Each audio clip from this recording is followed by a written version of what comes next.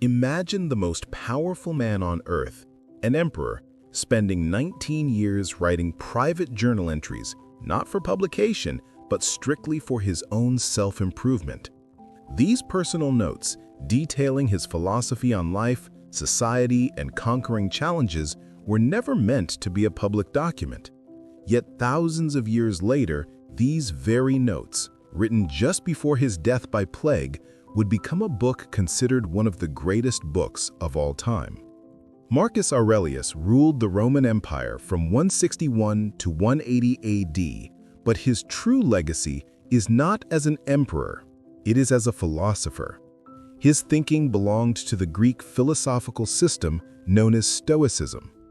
Stoicism is a magnificent philosophy that teaches us self-control, shows us how to face and overcome life's most intense challenges, and instructs us on how to suppress negative emotions to maintain inner calm. Meditations is a masterpiece within Stoic philosophy, offering the deepest insights into its principles.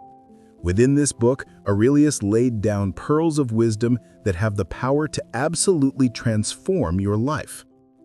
We will now discuss 10 of the best Stoic principles from Meditations. Some ideas you may immediately agree with, and some you may find challenging. The goal is simple: embrace the principles that empower you, and for those you disagree with, try to understand the narrative, research further, and then form your own perspective. Let's begin with the foundational pillar of Stoicism: Logos, reason. Principle 1. The embrace of Logos. The idea of Logos is used extensively by Aurelius. Stoics believe that Logos, which means reason, is everywhere in the cosmos. It is Logos that maintains the order and harmony of the entire universe. In human affairs, Logos determines your placement in society, whether you were born a slave, a farmer, or an emperor. Stoics held a challenging belief: you must not fight your placement. You must accept the role the universe has given you and not flow against it. While this may seem to promote inequality by stopping people from moving forward, Aurelius offers a powerful logic. The cosmos operates under a master plan that gives order to everything. Since humanity is part of this order, to maintain the natural harmony of the universe, you must act according to the role the universe intends for you. Though this idea is debatable, you can use the idea of Logos positively. When Marcus Aurelius faced hardship, he saw it as part of this grand natural order. Instead of fighting his troubles, such as the death of his family or challenges to his empire, he accepted and embraced them, believing they were part of what the cosmos required. Following the idea of Logos, let's address another profound and perhaps dark idea in Stoicism: the fear of death. Principle 2. Embracing death as part of the order. The fear of death was a topic frequently discussed with Marcus Aurelius, and Stoic philosophy holds a unique view on it. Aurelius argued there is absolutely no need to fear death because death itself is ultimately part of Logos. He taught that the day we are born marks the beginning of our journey toward death. When we die, it is simply Logos, the universal reason, leaving our body to become part of the cosmos once more. Aurelius believed that the cosmos then reuses this very essence to create a new human, and this endless cycle of life continues. According to him, the manner of every person's death has already been determined by the cosmos. So before that time comes, there is no need for fear or dread. Another Stoic philosopher, Epictetus, echoed this idea, stating that we ought not to be disturbed by the death of a loved one because there is a cosmic reason behind it. Moving past these darker ideas, let's focus on thoughts that are motivational and truly life-changing. Principle 3. Live fully without complaint. Aurelius believed that because every person is destined to die eventually, we must live our lives fully and completely before that moment arrives, and crucially, without complaint. The average human lives only 60 to 70 years. If we spend this entire short life complaining, the years will pass us by. Aurelius absolutely rejected this idea. He urged us to use our limited time on earth in the most productive and meaningful way possible. My own experience confirms this. Those who constantly complain about the economy, about infrastructure, about politics, are always left behind and live a failed life. According to Aurelius, no matter how many troubles or challenges you face in life, you must remain unshakably cheerful. Principle 4. The obstacle becomes the way. Stoic philosophy and Aurelius's meditations present a powerful counterintuitive idea that I particularly love. No matter what bad happens in your life, you must view it as good. In every challenge, in every obstacle, and in every difficulty, you must actively look for the opportunity you can derive from it. The famous phrase summarizes this perfectly. What stands in the way becomes the way. This is an extraordinary concept. That very trouble which causes you mental distress today, that problem that feels like the biggest issue in your life, can become a ray of hope only if you interpret it the right way. Aurelius stated that everything depends on how we interpret it. Every issue in life depends on the meaning we derive from it. If we cry over every problem, life stops. But if we view that same challenge as a positive opportunity, that is where we find our path forward. Adversity is the key to opportunity. Facing these adversities is what strengthens one's character, and through this strengthened character, a person becomes truly successful in life. The next principle Aurelius wrote about in Meditations is one that holds incredible power for modern life, particularly in the age of social media. Principle 5. Kindness no matter what.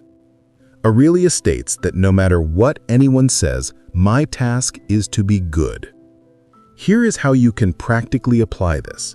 When faced with rudeness, nonsense, or verbal abuse, like someone being mean on social media, instead of getting upset, you should become curious about that person's state of mind. You shift your focus from the comment itself to why that person is behaving that way. This opens new avenues of education for you. You become excited to understand the reasons behind their behavior. What thoughts triggered this action? What are their economic or psychological circumstances? This shifts the energy from conflict to learning. The philosopher Arthur Schopenhauer shares a similar powerful statement. If you encounter meanness or stupidity, you must be careful not to let it annoy you or distress you, but rather look upon it merely as an addition to your knowledge, a new fact to consider when studying the character of humanity. Next time someone is mean, don't get angry.